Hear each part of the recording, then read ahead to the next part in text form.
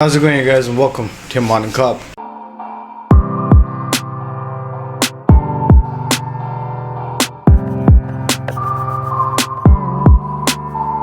Now we need to talk about why this entire massive spread of the COVID-19 pandemic is hitting India the way that it is. Before we just jump straight into it, we need to understand a few things. Number one being that people are taking things seriously, well, a little too late, but they are taking seriously now at least. Number two, what we understand is the fact that this variant is by no means the same variant that we were hit with in the initial onset of the pandemic. And what I mean by that is this. You see, a new double mutation of the COVID-19 variant is thought to be behind a sudden surge in cases in India. And the variant was only confirmed on March the 25th by the Indian government. So the data is still not 100% clear. What we also understand is the fact that the official name for this variant was the B1617, but all around the world it's being called as the Indian variant of the coronavirus. Numerous nations have gone out of their way to make sure that they close their borders to India as well as to a few of the Indian subcontinent nations just to make sure that they're safer. But by no means does that make any sense concerning the fact that this new variant that is found in India, which is a double mutation, is essentially the same in terms of its genetic buildup as the Californian mutant, as well as the South African and Brazilian mutant.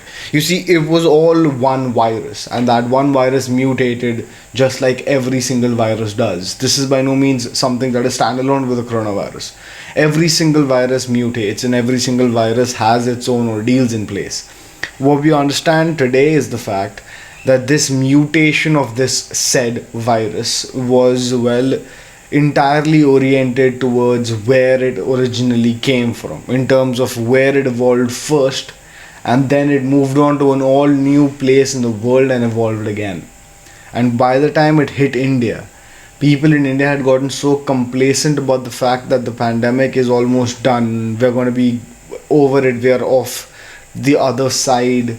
Now we're starting to get vaccinated, vaccine drives are here, so why do we need to worry? And that complacency is exactly the reason why it hit us like a bunch of rocks. And it hit us to the point wherein the healthcare and the medical professionals in India are completely overwhelmed at this point in time.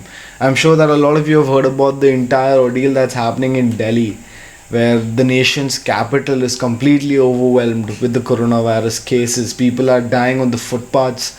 There has been an intensive lack of oxygen that can be provided to these people in need. And on top of all of this, we still have people playing their own agendas at play just so that they can get into the limelight, if you will. All of this amounts to just one thing, and that is if there was lack of complacency there, if there was a certain amount of understanding the capabilities of this virus and how serious it actually is, we wouldn't be at, well, a weird place like this. What we also need to understand before we jump any more hurdles is the fact that even if you are vaccinated today, even if you have taken the vaccine, and even if you've gotten both doses, you still need to wear a mask. You still need to practice every single thing that the government's put into play. You still need to understand the seriousness of this issue. And just because you're vaccinated does not mean that you cannot test positive. There have been numerous people who have gotten vaccinated and a month after that have tested positive because they got very, very complacent.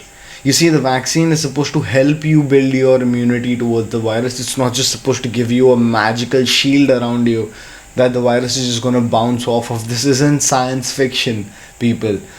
You see, complacency and complacency and complacency. That's the only thing that I'm looking at, and everywhere I look at it, it's followed by a massive onslaught of cases. The UK got complacent, massive onslaught of cases. The US has been complacent, massive onslaught of cases. Brazil was complacent and Brazilian leaders were complacent, massive onslaught of cases. India got super complacent. Once the initial lockdown ended, people were like, this is over, it's done. And what did that bring us? A few months, maybe a few weeks of liberation, if you will. And we're right back in it. We're right back in the thick of it. And as a matter of fact, this chart dictates that The total number of cases that we had endured when the initial onset of the pandemic began, and the total number of cases today in this new surge, is almost tenfold. What we need to comprehend is the fact that this virus and this pandemic is not over by any means of the imagination, and that as long as this virus keeps mutating, it is always going to find a stronghold in places where people don't take it seriously. You see, in a lab test, the South African variant, which is the B1351, and the Brazilian variant both have a key mutation, and that mutation is the E484K mutation. You see, this mutation can help the virus evade antibodies produced by the vaccine or by having had COVID-19. You see, people are always on about how, oh, I've had COVID before, and because I had COVID, I have the antibodies to it. Well, if you don't have those antibodies to the mutation, you can still contract the new variants, the new various variants, and that's just about it. What we also understand is the fact that this makes this new variant way more transmissible. You see, there were more than 280,000 new infections in India on one single day. As a matter of fact, it is nearly triple the previous highest number of cases seen, which was in September of last year, of 2020. And when we come to this month of April, we understand that since April the 13th, every single day there have been a total of 1,000 fatalities because of the pandemic. This rate of rise in sheer cases that have no threshold to them, is what it seems like, is only because of being complacent and nothing else. You see, there is an essence of what is going on in this country. People are aware of it. People are aware of what is to be done and what isn't to be done. But then there are those of us that just believe that maybe a quick trip to the shops, maybe a quick trip outside to see a couple of mates, maybe all of that is fine.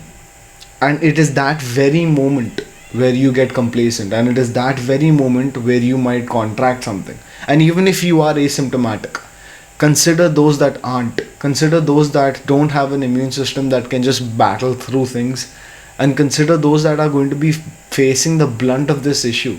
Consider the people in your house that have compromised immune systems. Consider the people that are older in your family. You could be putting a bunch of people at risk without even knowing it. And that is why when people are told to stay indoors, people are told to social distance, people are told to wear masks, people are told to sanitize and wash their hands, all of this is not just thrown out there by people who've spent decades studying medicine.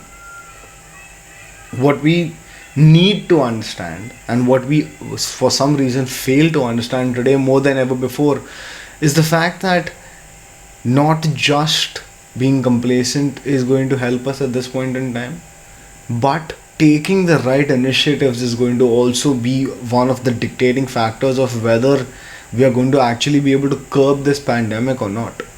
You see, being vaccinated is by no means the only thing holding things together anymore. And as long as these variants keep rising, you can best believe that you cannot completely be vaccinated against this. What are you going to do? Keep going out there and keep getting new jabs every time a new variant is found? That just doesn't make sense. By this, we understand that this is by no means a standalone situation for India. This is a situation that is the same exact ordeal every single place in the world.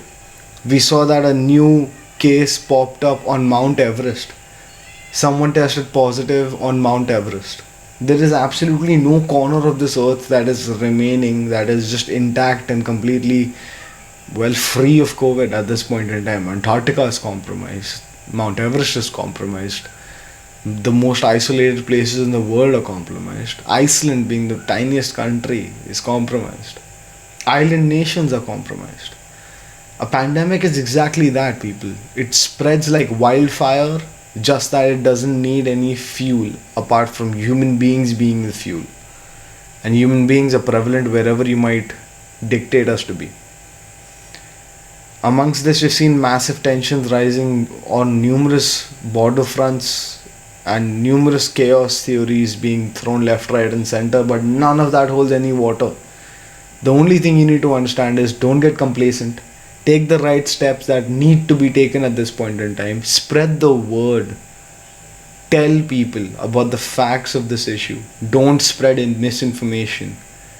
Misinformation is the reason why YouTube suppresses videos like this, but you have to, people like me who talk about things that the world needs to talk about have to make videos like this, otherwise we are being ignorant. And even though our videos like this are suppressed to the point wherein it's barely getting any views, because well, we are new creators and I barely get any views to begin with, but a video like this is way more important than, well, thinking about what might get views and what might not.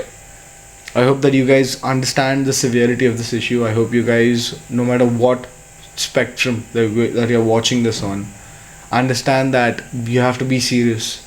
And if you aren't, there are going to be severe consequences that we are already witnessing on an everyday basis. Think of those that can't afford the luxuries that you can. That should help put things in perspective. See you soon.